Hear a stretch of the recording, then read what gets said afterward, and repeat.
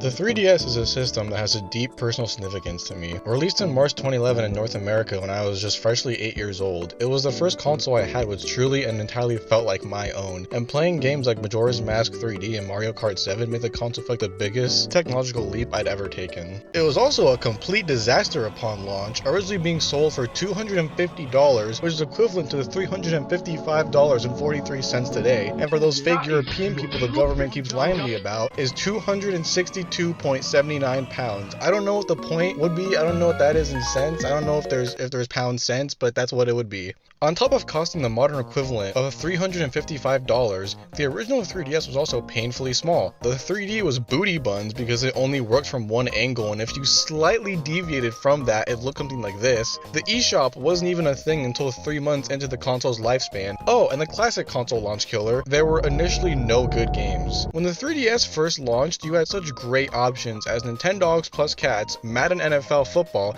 Asphalt 3D, Pilot Wings Resort, Steel Diver, and Splinter Cell 3D, all of which weren't even released in every region. And this is such a confusing decision to me because it isn't as if the first year of the 3DS was awful like the PS3. Later in just 2011, you got Ocarina of Time 3D, Super Mario 3D Land, Cubic Ninja, which is absolute dog shit, but is one of the main reasons 3DS modding is so far along as it is, so I guess Cubic Ninja has that going for it, Mario Kart 7, and Star Fox 64 3D 1738, which all went on to be remembered as some of the best games on the console, with Mario Kart 7 being the highest-selling 3DS game ever. And all of those games available at launch definitely would have helped with the console more than Nintendogs Plus Cats. I mean, if Nintendo just delayed the launch 3 months, they would have had Ocarina of Time as a launch title. And at their E3 2010 conference, Nintendo showed a trailer for Kid Icarus Uprising, which ended up getting delayed a year. And then after the conference, they announced Ocarina of Time and Mario Kart 7. So they knew that these titles would attract customers, but they still decided to release the 3DS for $355 months before any of these games actually came out. Nintendo literally pulled a Sony with the PS3, where they showed trailers for all these great first-party games for the system that wouldn't actually be available on launch for their exorbitantly priced console. And speaking of the initial price tag, that along with the lack of games and awful 3D led to Nintendo announcing in July that they were dropping the price of the 3D to $170 starting on August 12th. Less than 6 months after launch, which is probably around when I got my original red 3DS, which is the only color that matters from the original model. But naturally, people who bought the 3DS before August were like, hey,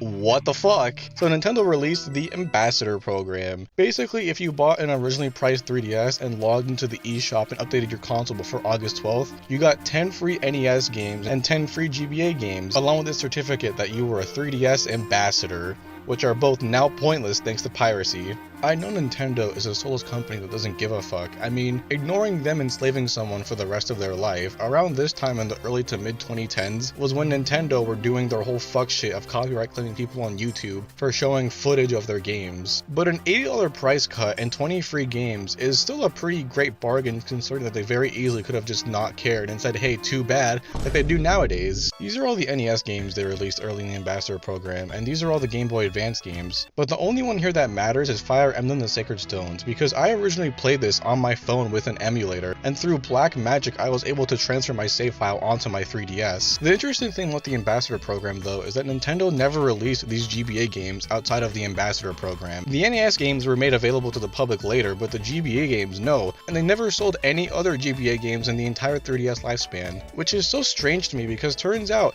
the 3DS can natively run GBA games despite not having a GBA cartridge slot because of some fuck shit where the 3DS being backwards compatible with the DS directly meaning it can run GBA games. I'm still so baffled by this. Like, I can't think of any other console that has backwards compatibility so good that it just turns into the original hardware, but also without modding, this side of the 3DS is just entirely limited to the Ambassador games. But we're getting ahead of ourselves. All of that was just the 3DS's first year. I want to focus on the system as a whole instead of just giving a history breakdown. There'll definitely still be some history surrounding it, but with some personal anecdotes thrown in, because I hate to tell you this, but adding as much personality and unique stories to videos is really the only thing stopping an AI from fully taking away the one thing I'm passionate about. Anyway, I love the 3DS. It's such a product of its time with the fucking early 2010s obsession with 3D and the different tie-in and license games the system got. I personally never played any of these, but browsing the eShop and seeing games such as Adventure Time, Hey Ice King, Why'd You Steal Our Garbage, and Explore the Dungeon Because I Don't Know, Doodle Jump Adventures, Angry Birds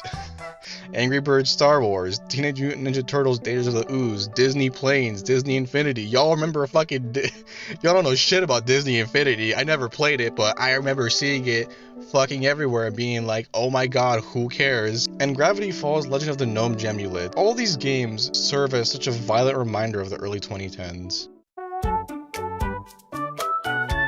Even before modding, the 3DS is so personalized with the different 3D icons and jingles for each game. This made getting new games even more exciting because it was the first thing you ever saw before booting up a game. And you knew that even for the most shovelware titles, the developers still sat down and had to constantly think about what people's first impression of their game would be. It's not like you'd ever see these jingles or 3D models before buying games, since they weren't shown in trailers or anything. It was always just such a fun surprise on top of your game, and man, I'm now realizing that my two favorite consoles were both overpriced at launch and had customized themes for every game on the home screen. But you know what? Who cares? Because I love these things so much.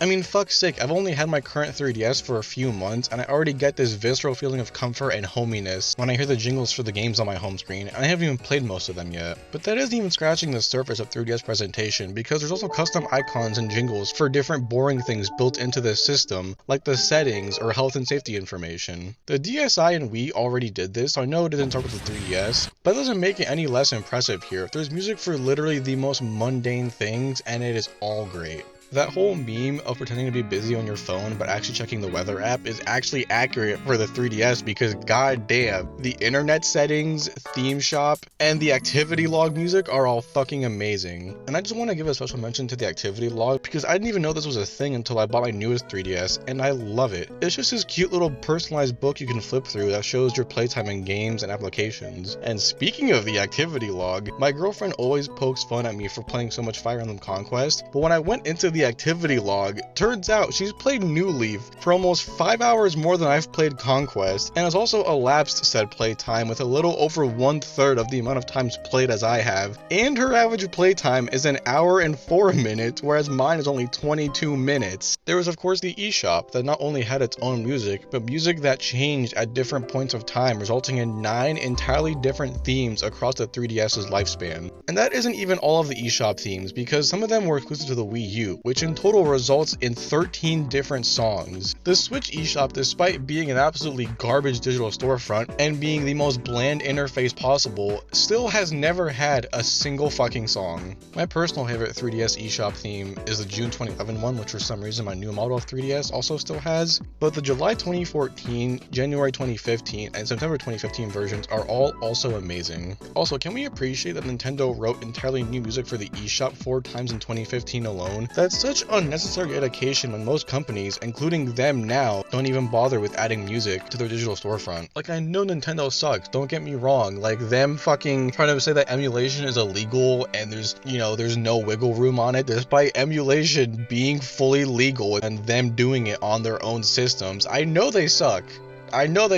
but man. And last note on the eShop, there's also the fact that when you download a game from there, the game appears as a present icon on your home screen that you get to unwrap, which I don't care how old I get, this still feels so special. There's also badges that you can put anywhere on your home screen, including the fronts of folders, which you used to win in a cute little crane game with Arcade Bunny, who I want in Smash, who also had unique dialogue for when the Badge Arcade was getting shut down, where he showcased all the people who worked on that game and their different roles, and this line of dialogue, which, man, he's so real for that. Then there were themes, which, aren't unique and every console has them, but I still love it when they do it. Like, different 3DS themes were originally limited to special editions of the system, but they still had their own unique music and sound effects. And don't think I forgot about Street Pass, which admittedly I don't have many memories of using outside of occasionally getting a random person I don't know, and then their favorite game is one I've never heard of. But I still remember that it was surprisingly in-depth for just a home screen application, with Find Me and the different puzzles we can complete. And even if people eventually just took their 3DS to get play coins, it was still fun that Nintendo had a built-in free online feature whose longevity isn't determined by how long some corpo executive deems the server is profitable to maintain, but the fans themselves and how much they interact with one another. Then there was the absolute fever dream of Nintendo Video, which always makes me feel like a mental patient when I attempt to describe it to people who didn't grow up with the 3DS. Basically, it was just this app that ran from 2011 to 2015 in North America that you could download for free, and Nintendo Nintendo would send you 4 hand-picked videos. Some of these were normal, like one of them was an amazingly well-animated Pit vs. Link fight that at the last second for some reason turned into an announcement for Palutena and Smash, or trailers for hot upcoming movies like Captain America: The First Avenger, fucking Prometheus for some reason, and Madagascar 3. You know the one. I know you know the one. Are you ready? Are you ready? Madagascar 3 is the one with this. Marty? Circus, Afro, circus, Afro, circus, Afro, polka dot, Afro. There were also music videos, and god, just going through this track listing, there is the most random shit on here. The only thing they all have in common is that they're all the most 2012 "the burgers are $45 before tax" shit I've ever heard. And if for some reason you don't believe me, for starters we have Big Time Rush's Windows Down music video, which I'm already aware everyone always says is just Song 2 by Blur, and yes, it literally is. But the other original parts of the song are worth mentioning as well, because they're also just as ass. There's even a mini dubstep section 2 minutes and 45 seconds into the song, because it was 2012 and the world's ending in case you forgot. On the topic of dubstep, Breaking a Sweat by Skrillex was also on Nintendo Video. Don't really have anything to add to that one, I'm just really trying to hammer home the time period. Then The Fighter by Gym Class Heroes, which is a name I haven't heard since before the accident. And here's a complete oddball, Burn It Down by Linkin Park. At one point in American history, you could turn on your 3DS and Nintendo hand-delivered you a Linkin Park music video right before you'd open YouTube to see Gundam Style uploaded 15 minutes ago. And I feel like we're never gonna reach those peaks as a country again. But there were so many more completely out of left field and violently dated videos put onto Nintendo Video. There must have been barely any moderation for this thing, because I remember hearing jokes about prolapsed anuses, the word ass more than once, seeing blood and cannibalism, and also whatever this is. Nintendo gave me this. You may be thinking, surely there's never like any jokes hinting at the N-word though, right? You know the real Beth is in her room right down the hall. Just go get down to biz, my ninja. Bravest Warriors was such a strange show to somewhat follow when you were 9. I knew adult animation existed, and looking back the show was pretty tame, but seeing something that looks exactly like Adventure Time where the characters stick the finger was a pivotal moment in my childhood. Nintendo distributed the entire first 2 seasons over Nintendo Video from what I remember, and the service was even more confusing with shows like Bravest Warriors, because Bravest Warriors was episodic and intentionally made to be vague and light on plot your first time through. But going back to those first 2 seasons, it's still a pretty fun watch. I've never finished the show, and from what I've heard, season 4 was really bad, but these first 2 seasons still hold a really special place in my heart, and I really hate to admit just how much the name Professor Fart Sparkles and Jelly Kid's Viking Funeral make me laugh, but man, they sure do. Locally grown water lettuce. There was also Bee and Puppy Cat, which I never knew was turned into a full series until recently, and I haven't watched the series so I can't comment on its quality, but as a kid I loved the original for its art style, which, by the way, mini tangent, 'cause I don't give a fuck.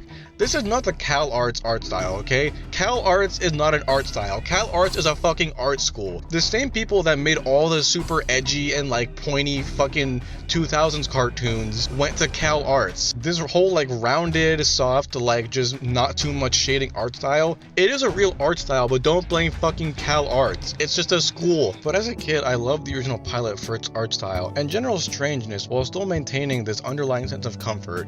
And watching it back now, there's just such an awkward and fun stilted energy to it. Can I have a story?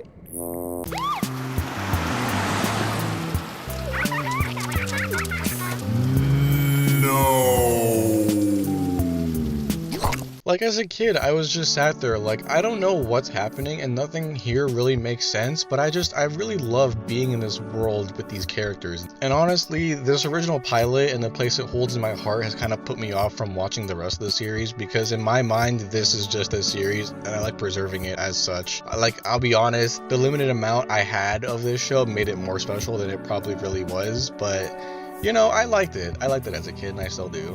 I still quote it a bit too much. I'm not gonna say what parts, but I do quote it a lot. Bear Shark was just a dumb mini-series where this guy gets hunted by You already know, I don't need to say it. The Mind's Eye was an absolutely awfully animated series of shorts where a kid got bullied and then went Ultra Instinct, which one actually said was his direct inspiration for Mob Psycho. At the end, they had this feature where like you could go onto their website and vote for the next video, and there was never a next video. There was never another one. This original one is the only one we ever got. I fucking wonder why. You know, I really wonder why there wasn't such strong customer demand for another Mind's Eye episode, you know? Then there was Kirby's Right Back at Ya, which I didn't realize was just a full-on animated show until a couple years ago.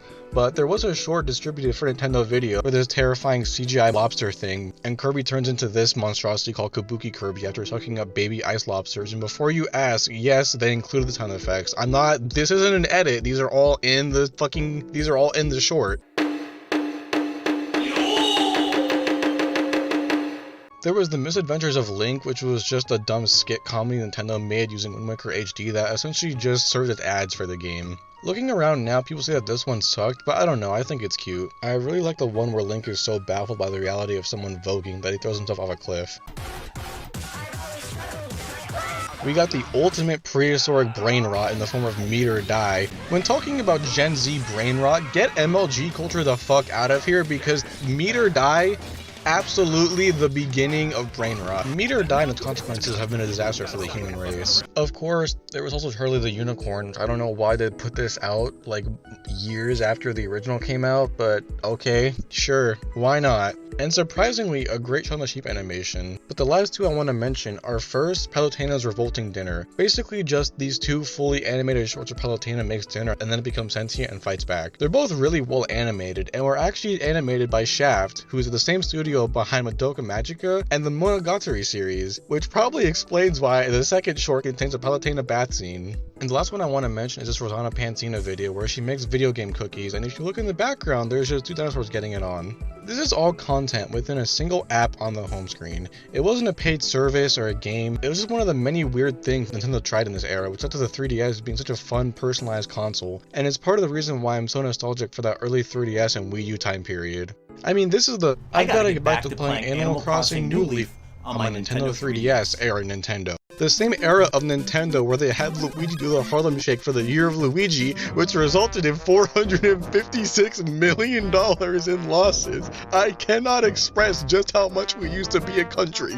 And as for miscellaneous features that I want to mention, there was Netflix in the 3DS, which wasn't in 3D and only played videos in 368 by 208, but I distinctly remember watching Deadliest Warrior, Mind Freak, and Mythbusters on it. I even finished all of Danny Phantom on an original 3DS, which resulted in some of the absolute coziest nights of my life. Fucking prime real estate time of 8 PM on a Friday in November 2012, just finish your homework, grab a box of Oreos and a cup of milk, and prop your 3DS in a cute laptop position, and watch the Control Freak special of Danny Phantom. And the 3DS even came with an internet browser that can do a lot more than you'd expect.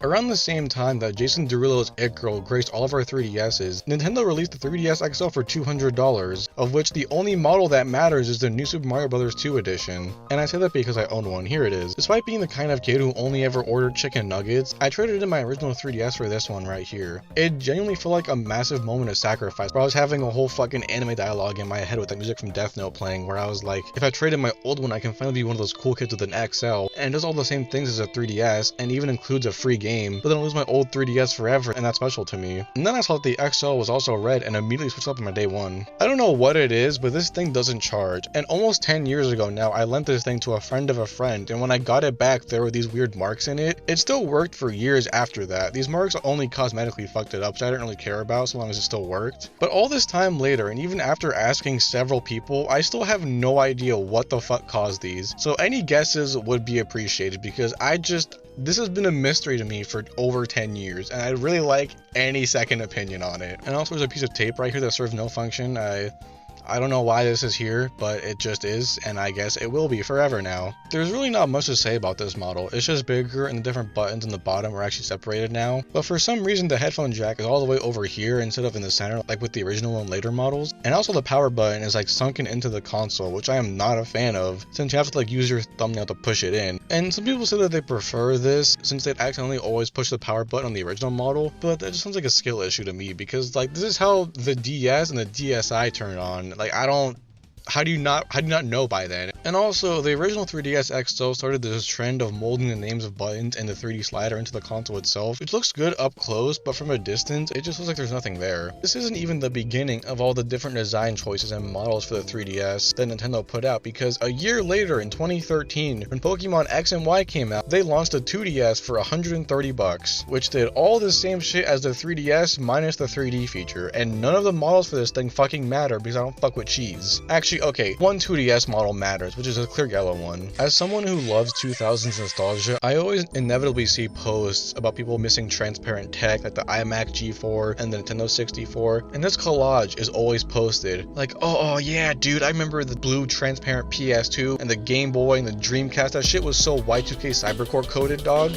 And then smack dab in the middle is just a shit ass cheese wedge 2DS next to all of this stuff that actually released in the 90s to early 2000s. And you may think I sound crazy, which yes, thanks for noticing, but there's literally a version of this image with a 2DS or push of beepers and it works perfectly fine. And while making the 2000s video, I'd see this fucking picture so much, and when I'd see these BuzzFeed ass articles titled shit like the 90s obsession with transparent tech, and I see not just this image, but then this one where the fuck ass 2DS is just peeking out in the corner trying to hide, I get so viscerally, mildly inconvenienced. A lot of people celebrate the 2DS for being the most comfortable model of 3DS to hold, but having personally held one a while ago, I really didn't see it. This thing is just so blah, you know? It's like they basically took every feature of the 3DS and DS and then combobulated them into this glumper fucking threw it at a wall. I look at the 2DS and all I can hear is like a fucking Foot Logo era Nickelodeon splat sound effect. It's just like bam, there you go. Like they wanted to keep the whole sleep feature the DS has where you can close it and then whatever you're playing gets paused, but obviously it isn't fucking closed, so there's just a slider for sleep on the bottom right here. I know I'm not the target demographic because the 2DS was marketed for younger children, since kids almost always ended up breaking the hinge on their DS, which admittedly I'm guilty of. This model of DS Lite right here, gone. But it's my video, and if I want to bully an ugly product, I will. And also, the only person I've met who owned a 2DS thought that two girls under the legal drinking age wanted to have a threesome with him because they wanted to go to his dorm to watch Saving Private Ryan, when in reality they were just using him for free alcohol. And he also insisted that he was going to marry one of them, even though she had a boyfriend the whole time, which he refused to believe even though everyone knew it. And it was also the 8th girl he said that about over the course of a month and a half. And none of this is the 2DS's fault, but I still hold it against this fuck ass console. Then in 2015, Nintendo released the new Nintendo 3DS and XL variant line, and there's also of course a Galaxy version because it was 2015. But objectively, the only colors that matter for these versions are this unofficial Atari sticker for the regular new model and the lime green whitewashed Yoshi XL. And you may be asking, what the fuck do you mean whitewashed Yoshi? And I mean, first of all, there was already a Yoshi 3DS which looked like this, and two, Yoshi is not this color. Like Yoshi is not this fucking bright green.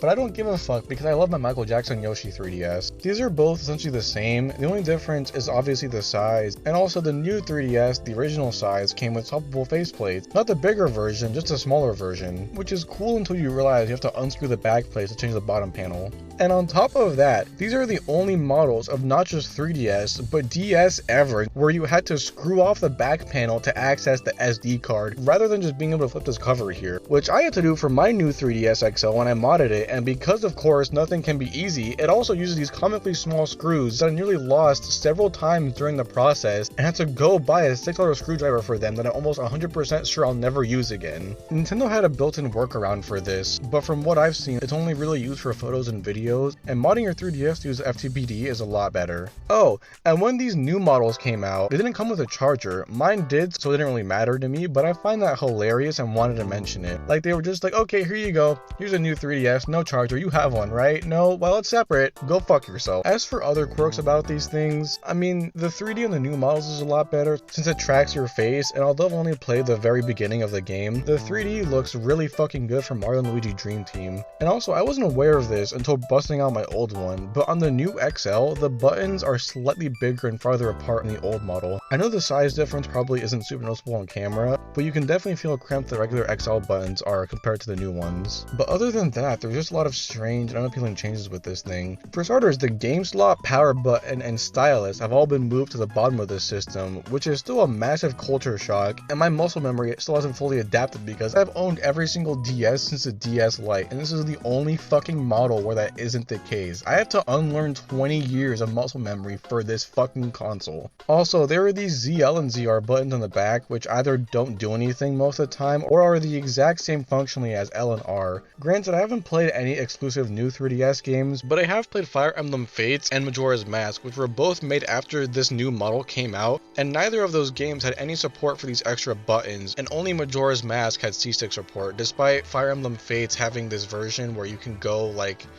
I don't know, like a weird third-person angle where you can't really move. I don't know why they didn't make it so you could, whatever. This isn't about Fates. You'll get a Fates video, just not in this one.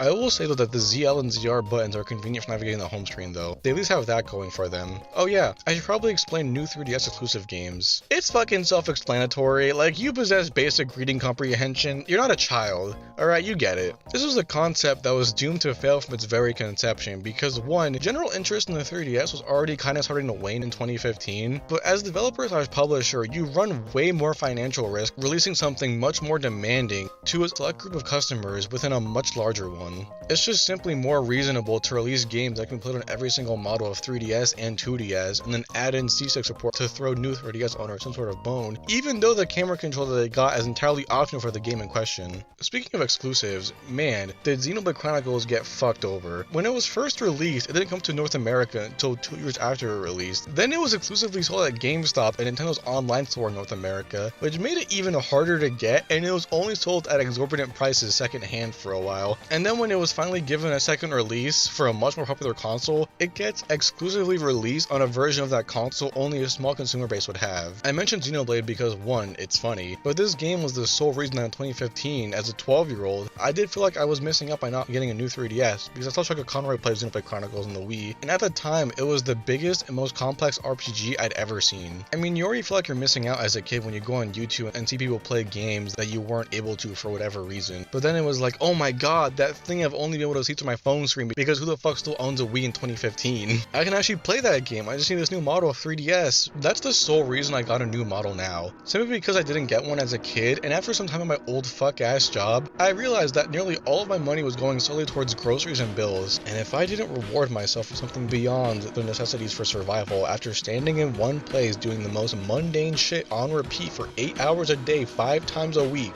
I was gonna go insane. I only realize now how underutilized this thing was now that I own one, and even with the whole 3DS library available for free to me, I still find myself looking for ways to fully utilize this thing. I mean, there's the built-in SNES emulation that Nintendo claimed could only be handled by the new model of 3DS, as if there weren't ports for SNES games on the DS and even the GBA, and also as if there aren't literally 3 N64 remakes on the 3DS, 2 of which released in the first year of its lifespan. But also, even the original model of 3DS could run an SNES emulator when modded. A strange thing about SNES emulation though is that on my modded 3DS, when I run Super Mario RPG, it says I'm running it through SNES 9X instead of the Virtual Console. I've never installed SNES 9X, but hey, the game runs and I'm super excited to try it out. And the last really new thing the new model of 3DS added was the C-Stick, which is probably one of the funniest things Nintendo has ever done. Ever since the 3DS first launched, people wanted a second analog stick since the PS Vita was announced 2 months before the 3DS, and people thought they were going to be in direct competition and that a second analog stick would determine the winner. So Nintendo said, fine, you want a second analog stick? Here you go. And they released a Circle Pad Pro, which was only sold at GameStop in North America,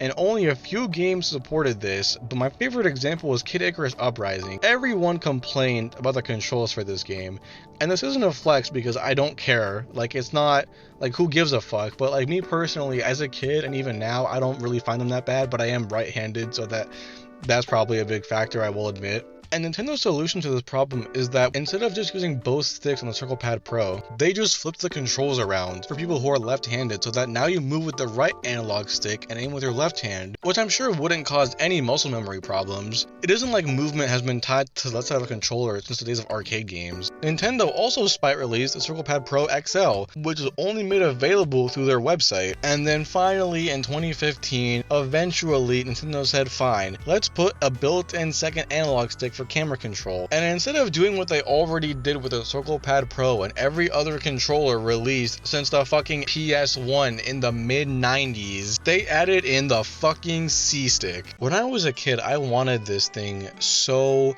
badly because one of my favorite games of all time is Majora's Mask, and the idea of playing that game with camera control made 12-year-old me salivate. But after using this thing, oh my god, it sucks. Like, it gets the job done, but first of all, it doesn't actually move. It just kind of detects what direction your thumb is moving it. The closest thing I can think to compare the C-Stick to is that little red thing on ThinkPads. It functions and feels the exact same, except with even less grip, because there's nothing actually keeping your thumb in place when you use this thing. Like, having to use this thing when your hands are just the tiniest bit sweaty, like, you know, if it's fucking summer like it is right now, because there's no rounded top like on a normal joystick or like the fucking circle pad on the same system. It's just this static piece of rubber that you can't even adjust sensitivity of in the console settings or in games that support it, which is like, oh my god, how do you fuck it up that badly? And whenever I use this C-Stick, I end up having to lightly press my thumbnail into it to keep my thumb in place. You can't even really pull the classic gamer claw with this thing because it isn't nearly responsive enough, and it just feels awful inside of your finger. Like, for small camera movements, yes, it works fine, but this thing is not gonna save you when shit is like actually hitting the fan in the game and you need camera control, because like I said, I've only played one game that supports it, but I can't find any settings in Majora's Mask or the console itself to adjust the sensitivity for this thing. You also can't even really move it to the left because of the big border on the system, and my thumb always falls off and I have to keep putting it back onto the C-Stick, which Nintendo got rid of with the next model of 3DS, the new 2DS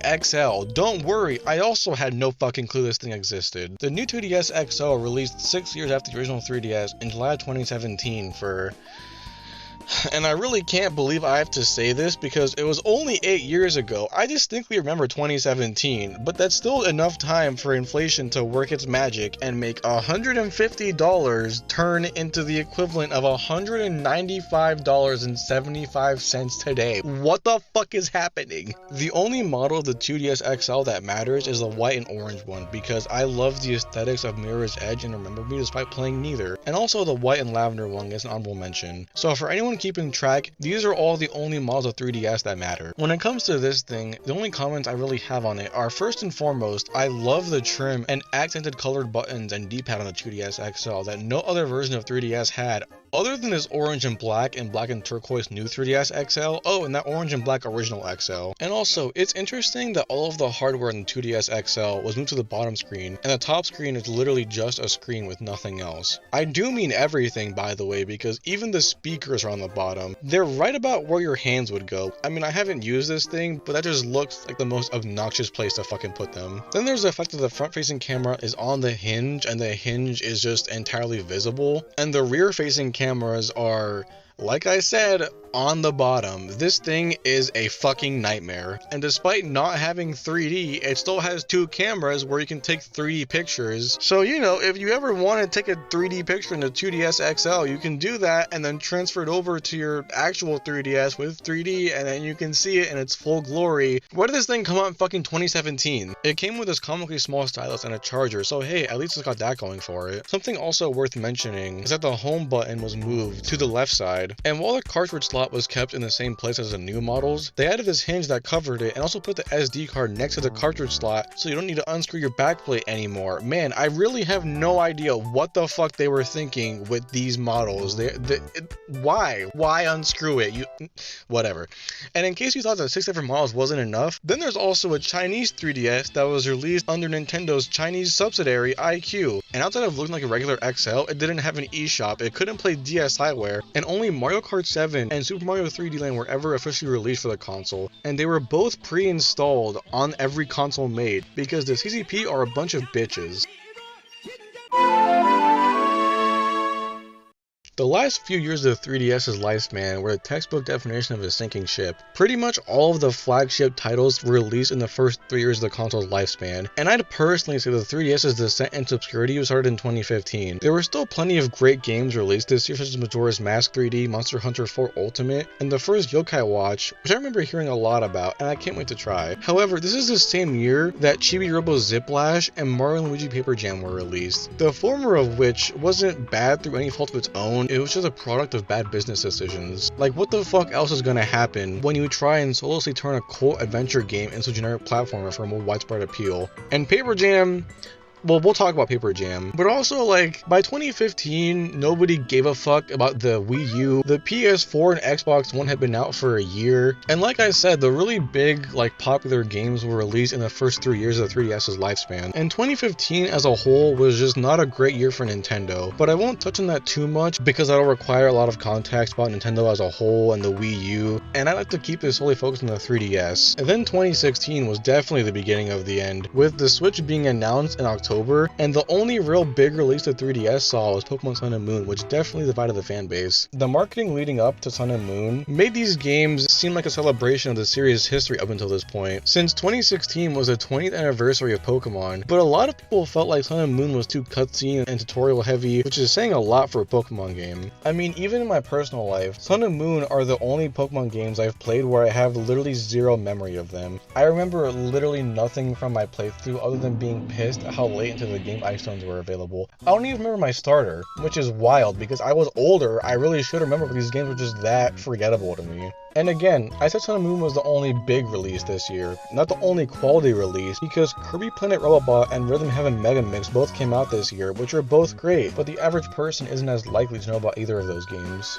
And the real nail in the coffin was the Switch's announcement in October 2016, and then subsequent release in March 2017. And around this time, I distinctly remember, I didn't have either of them at the time. I had my old 3DS, but I still never bought a Switch. Nintendo kept insisting around this time that, oh no, we'll keep supporting the 3DS, we've had consoles and handhelds for decades, but we both know that was a lie because nobody gave a shit at this point in history. There was finally a new console after the train wreck of the Wii U, and its whole appeal is also being a handheld. It's no wonder the 3DS couldn't compete, which led to a hard fall off for the 3DS and the Switch era, both commercially and socially, because let's say you were the target demographic of like 8 to 12 when the 3DS first came out in 2011. By 2017 to 19, you'd be 14 to 18, and at that point you would have naturally moved on to either the PS4 or your phone because they were both doing great around this time. And also at that point in your life, like, you know, the beginning to end of high school, the DS is just a fun thing you whip out to be like, oh hey look guys, my DSi is still fully charged after not touching it for 8 years. Wouldn't it be so funny if I brought it to school and then you take a fucking 640 by 480 selfie with your friends dated August 5th, 2018 and then you ever speak again after high school? And even if you're 8 to 12 in 2017, I just really can't see the majority of children choosing the 3DS over the Switch. Children want their grimy little mitts on the most recent thing possible. And also, like I mentioned, smartphones reached their current standards by around like 2013, 2015, which is a whole other level of competition because one,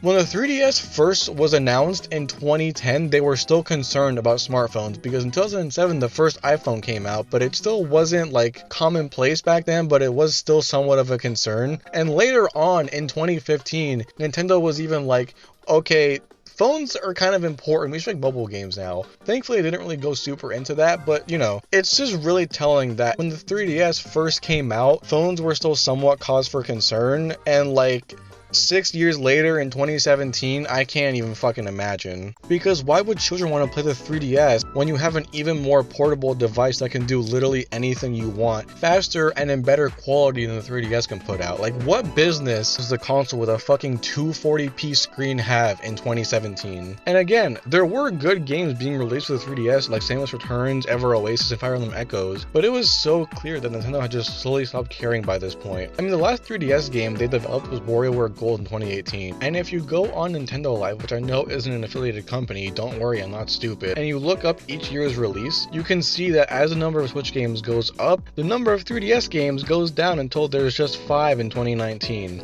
none of which were made by Nintendo themselves. There's a lot of debate on what the last technical 3DS game was, with the answer changing depending on the region, but that isn't really the focus here. Just know that the 3DS was essentially dead by 2018 to 2019. I mean, you know, ignoring the 240p screen, like what fucking rightful business does the 3DS have being still supported in the era of fucking Fortnite dancing and 2019 TikTok? Like, Jesus Christ. So around this time, I also personally disengaged with the 3DS for, well, all the reasons above. I was 14, had a smartphone and a PS4, and there weren't any new big games anymore. But not everyone in my age demographic did. And unfortunately, the only people I saw who still actively used their 3DS in high school weren't just normal people who could balance an insane level of Pokemon and being able to shower on a daily basis. It's time to celebrate!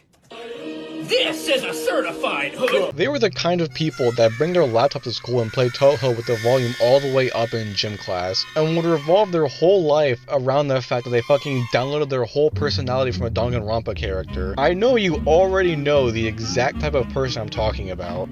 I guess it's time to show you how anime I can get. Konnichiwa.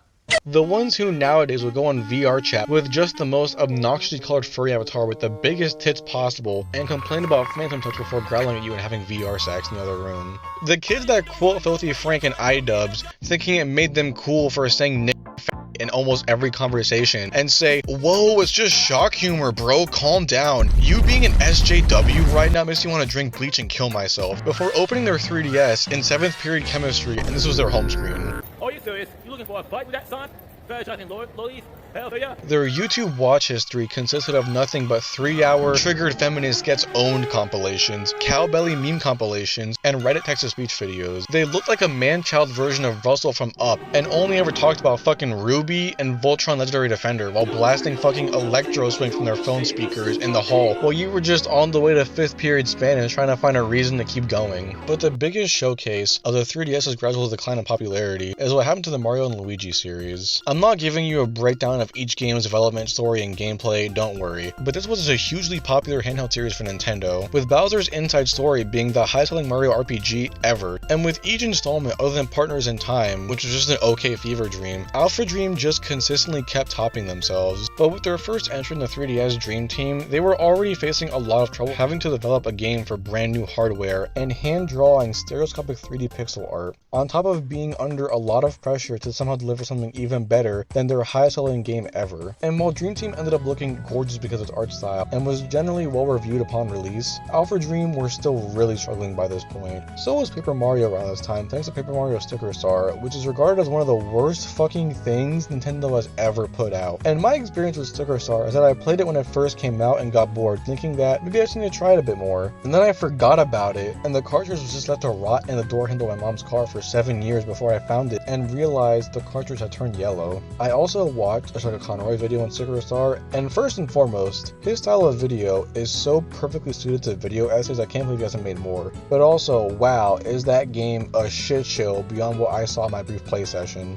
And god, was it so entertaining to listen to that video on the way to and from work over the course of like 2 weeks. And unfortunately, around this same time, Alphadream were thinking about adding a third character to Mario and Luigi for players to control. And they said, oh, it's perfect, let's use Paper Mario and have players bounce back and forth between the two universes, which fit perfectly with the established mechanics into Partners in Time, where Mario and Luigi would travel between two different settings. But after working themselves to the bone on Dream Team and Bowser's Inside Story, Alphadream didn't have the necessary resources to properly implement this idea, and after how hard they worked on Dream Team, they decided to reuse the same art style to save themselves any extra hassle while making the game, which meant that Paper Jam was the first Mario and Luigi game to reuse the last game's art style, and also the first game with the most generic Mario plot of Bowser kidnapped Princess Peach, which people also criticized Sticker Star for. So Paper Jam ended up selling less than half as many copies as Dream Team, since longtime Paper Mario fans hated seeing a character that they loved get reduced to a cameo, and anyone who didn't have any prior knowledge of this series like me looked at Paper Jam and went, ew, that's the same character from that shit-ass game, there's no way this can be good. So now Alphadream was really in some deep shit, and they decided to remake Superstar Saga, which on paper made perfect sense. It's the only game in the series that isn't playable on the DS after all. And while I could go into detail as to all of the specific things people didn't like about the remake, all you need to know for the sake of this video is that it sold even less copies than Paper Jam, coming in at a little over 500,000 copies. It was also the third entry in the series to carry over the same art style, and in a lot of instances, despite looking good, the new 3D sprites and lighting took away from the charm of the pixel art from the original game. And also, the game wasn't even playable in 3D despite releasing in 2017. The Superstar Saga remake was also the fourth entry to use the same style of cover art, and for me personally, by Paper Jam, the minimalist white background covers the Mario and Luigi games got really stale and seemed more lazy than anything. When Bowser's Inside Story first came out, the white background was really charming because it just immediately got the point across. But when you now have 4 straight entries with the same theme for their cover art, and 3 with the same art style, it can definitely feel tiresome for fans. They look like YouTube thumbnails with Luigi pointing at some interesting stuff happening next to him or pulling pulling a Sojak face. The boring cover art hurt especially compared to earlier entries like Superstar Saga and Partners in Time, which were both gorgeous. Except, oh wait, the cover art for the Superstar Saga remake everywhere outside North America, Canada, and Japan is fucking gorgeous and perfectly captures the lighthearted tone of that game, and I don't know why Alphadream didn't just use it everywhere. And now getting really desperate to stop their steady decline in sales, Alphadream decided to throw the ultimate Hail Mary, resulting in the climax of this story, the 3DS Bowser's Inside Story remake, announced in March of 2018 and released in fucking January 2019. Everything,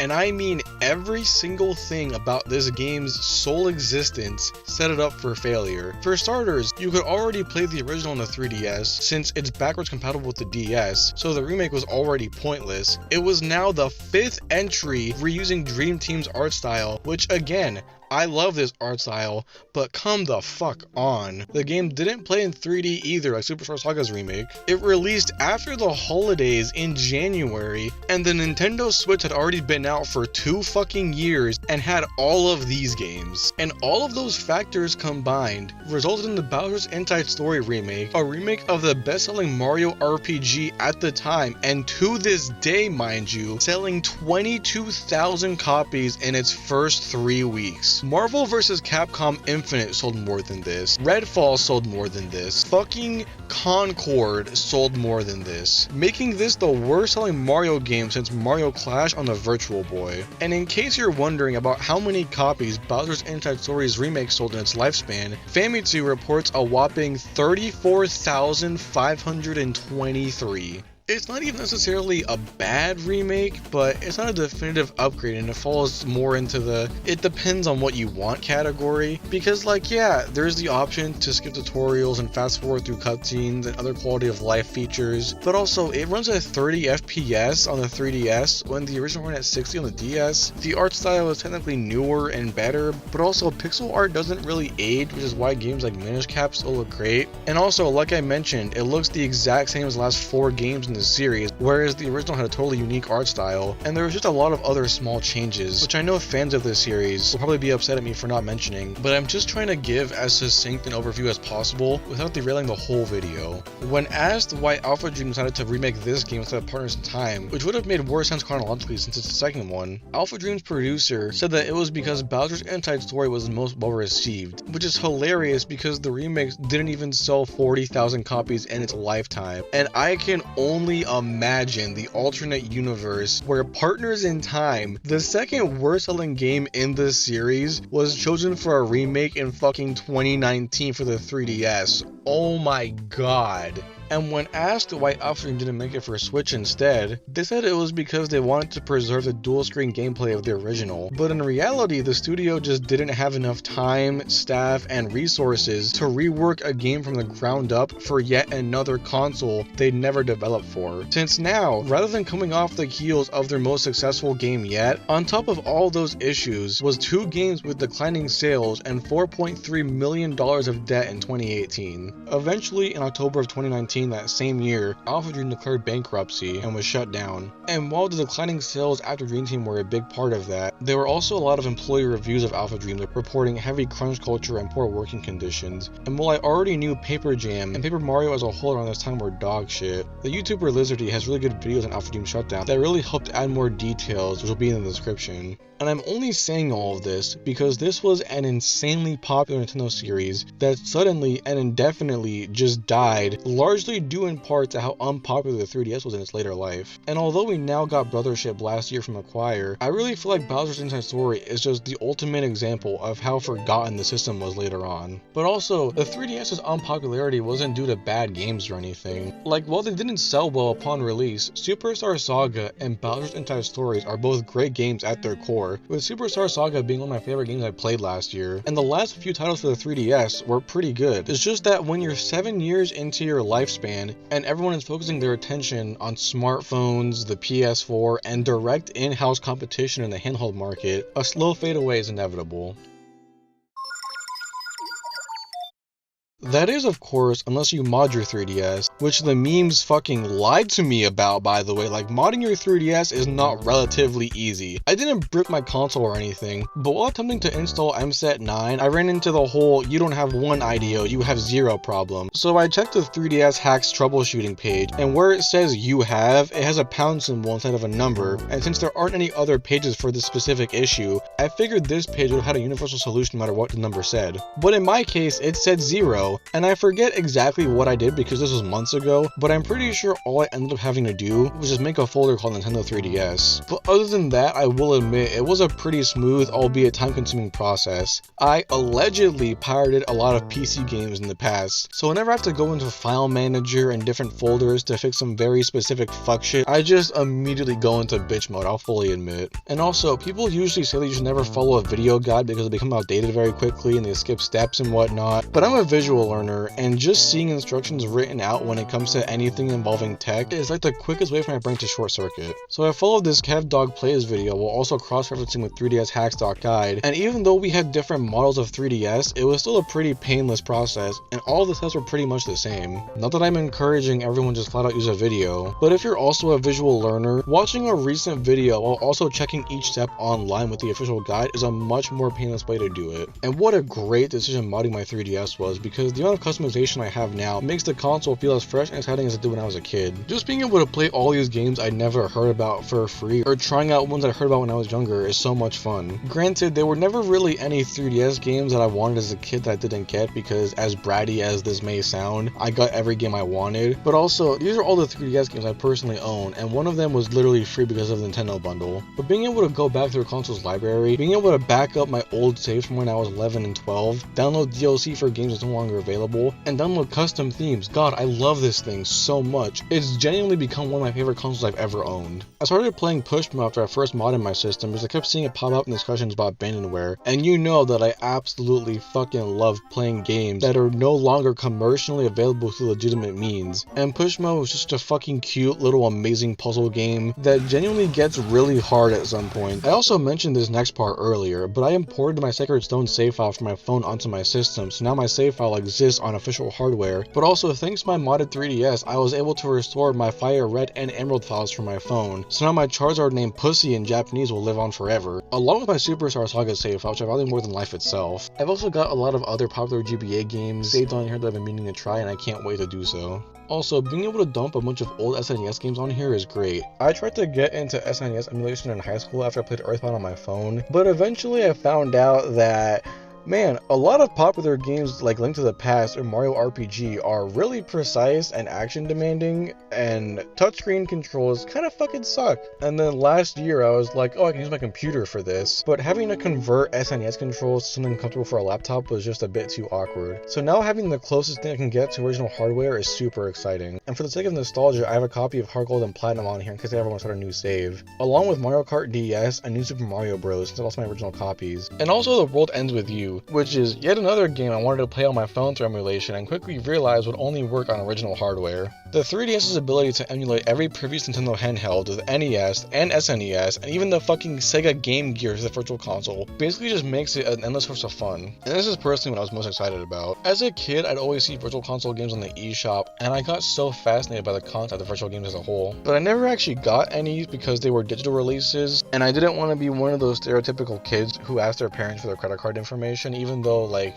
they were like $5 and I thought they would have cared, but you know. And honestly, despite being discontinued, the Virtual Console is still better than Nintendo's official solution for emulation now, which is Nintendo Switch Online. When it was still active, like yeah, you can make the argument that NSO was the better alternative when it comes to money, but nowadays, considering that you can get any game you want for free and actually own them, rather than paying a yearly subscription to rent a select amount of games that you'll never own, makes the Virtual Console the clear winner here. I mean, on the 3DS alone, you can play the first 7 generations of Pokemon, which is 21 years worth of Pokemon all on one system that you can then trade all the way up to the Switch using Pokemon Bank. There's just simply way more content on the 3DS alone than the Switch can ever have for at least the next 10 years. And then with modding, you can even emulate Nintendo Virtual Boy. Red Viper, more like Rex Viper, am I right? Am I right?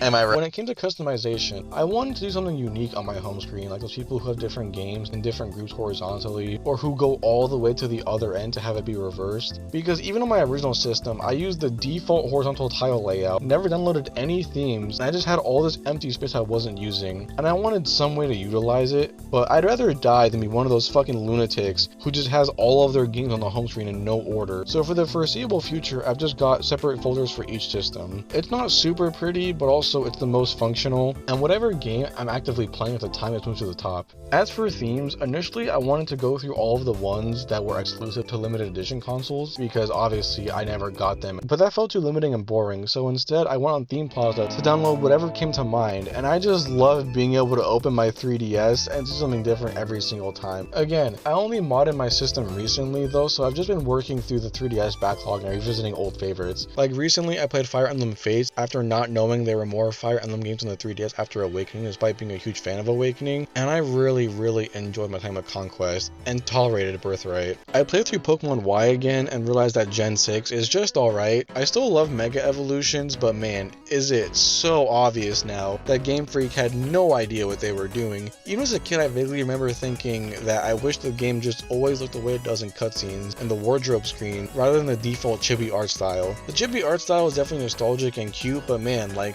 you already have the models, just give them to me, you know? The Gen 6 and 7 games are also one instance where I can praise the new 3DS's extra processing power, because through modding you can just set it to where the system is just always in new 3DS mode using the extra power. So now in that mode it gets rid of the slowdown you usually got in Pokemon Y during battles. I've also been playing Smash 4 recently with all the DLCs that I never got, and I've really enjoyed learning Bayonetta because god, her giant fucking fist attack is so funny and so satisfying to use. Also, there's just a whole indie game scene on the 3DS. I remember seeing games like Gunman Clive, Dylan the Armadillo, and Mutant Mudds on the eShop, and thinking they look cool, but again, also never getting them because I knew my parents would be a bit iffy with this cute little handheld needing their credit card information. And also VVVVVVV, if any of you remember that game.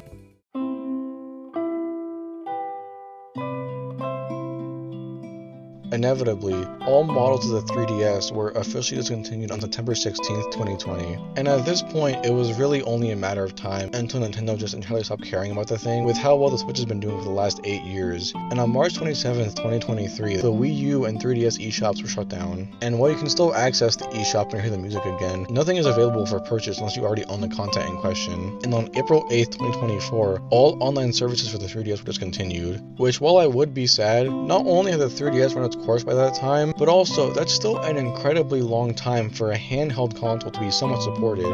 I mean, official 3DS support lasted for 13 years and 2 entire console generations. And just because Nintendo may have forgotten about the 3DS, still not providing any official way for you to play these games other than going back and getting original hardware secondhand. Along with forgetting about handheld consoles as a whole, in favor of their new hybrid model that doesn't even really work as a handheld. With how many years the 3DS provided endless fun for me as a kid, and how it made a shitty job just that much better after I would get home, the 3DS will always be special to me, and remain as not just one of my favorite handhelds, but my favorite console of all time. Especially with the fuck shit Nintendo has been trying to pull with the Switch too. I mean, holy fuck, buying a physical copy only for it to not contain the game? I've literally seen memes about in the future when you buy a game when you don't actually own it for at least like 10 years now, since the days of increased microtransactions in the 7th and 8th gen consoles, but I at least thought it'd take like another 20 years for us to get there.